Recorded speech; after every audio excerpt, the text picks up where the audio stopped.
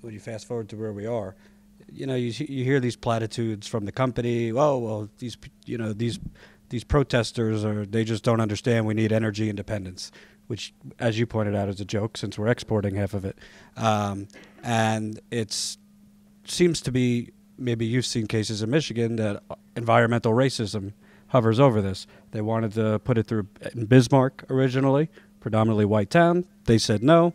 5 minutes later, let's put it on the Native Americans' land. Do you think, obviously, the water, the land is the most urgent thing here, but what does it say about the country when you have here and other areas? They're not building pipelines through, upper middle class, wealthy areas. The reason why they do that is because Michigan, when there was a spill, the people that don't have money to sue, they can't really afford to do anything about it. They kind of just they didn't even go to their houses. They didn't evacuate them. They didn't talk to them. They didn't offer them money. The people that actually could sue, they actually would offer them a lot more money, 5, 6 times more money than this other person that was closer to the river that did get sick. I mean, they were actually saying that 200 feet, if you were past 200 feet, you weren't getting a dime. The thing is, the benzene doesn't just go 200 feet. It's all over in the air. And the federal regulations say that it's a mandatory 1,000-foot evacuation.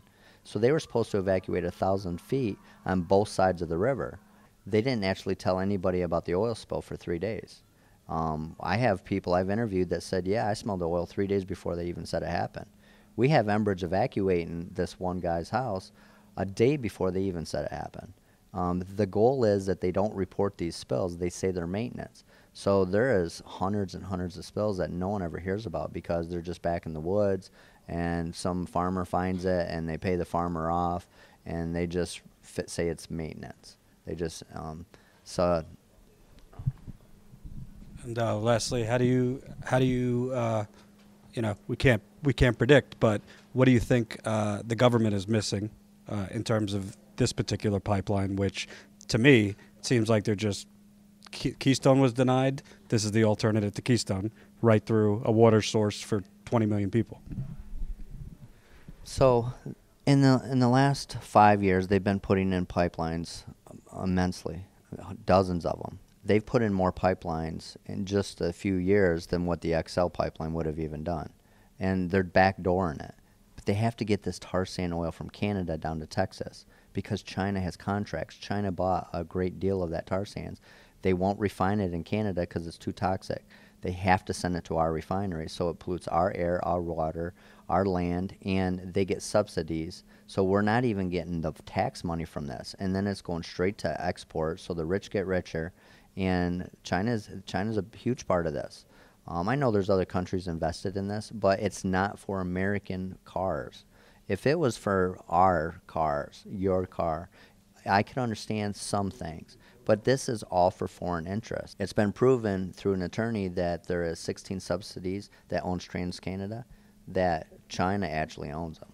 And so people think that it's a Canadian company, and we all love Canada, but the problem is that these other foreign companies own these companies that sound like they're Canadian.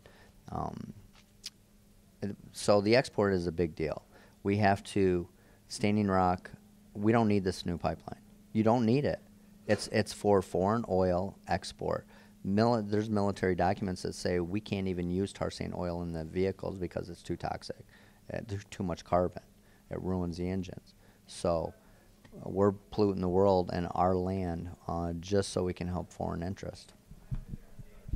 Where can people find your work? What are you working on next? Plug away.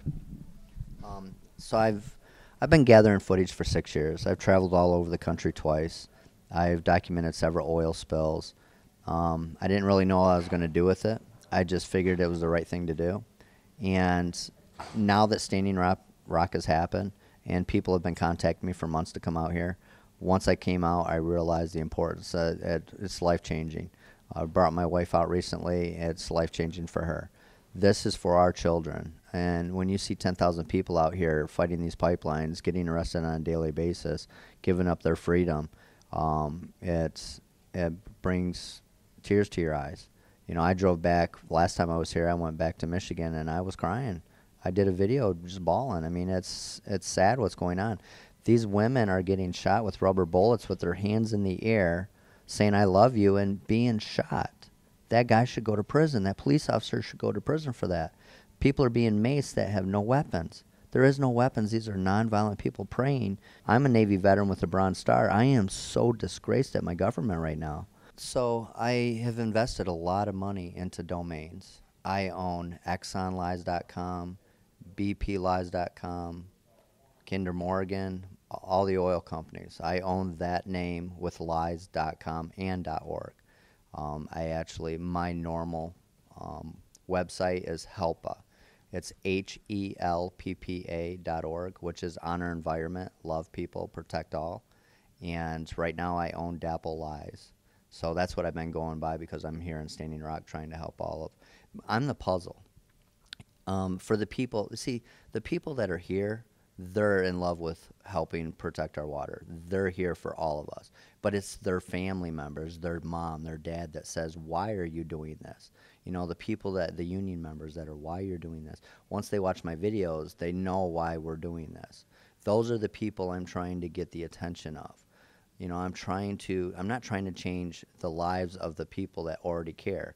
I'm trying to change the lives of the people that have no clue what they're talking about because they haven't seen the devastation. I was a normal worker, and I didn't think nothing of it, and I did what I was supposed to do. But when I saw the devastation and the dead animals and the cover-up and the sick people, it changed my life, and I will never be the same. And I will always, do anything I can to protect our water, and that's why I'm in Standing Rock. That's why I'm trying to help out. I think I'll end with, the president and, veterans. People forget that you're supposed to protect the country from domestic enemies too.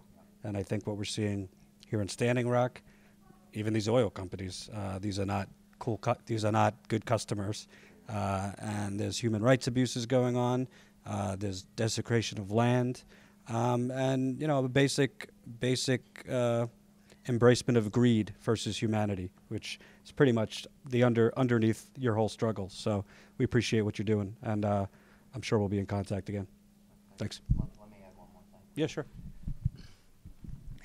So all of you out there that are watching this, I'm trying to make a documentary, a 4 or 5 hour series, and I need help. I'm trying to find editors. I'm trying to get donations. I spent $100,000 on doing this. I lost a $100,000 a year job. For the last 6 years, I've lost $600,000 because I am doing this.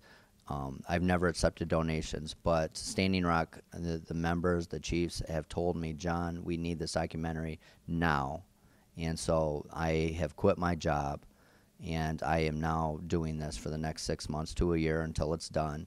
And I need your financial help. Please watch the video. There is a PayPal button on there, and just $5, anything you can afford. It would really help out a lot. Thanks.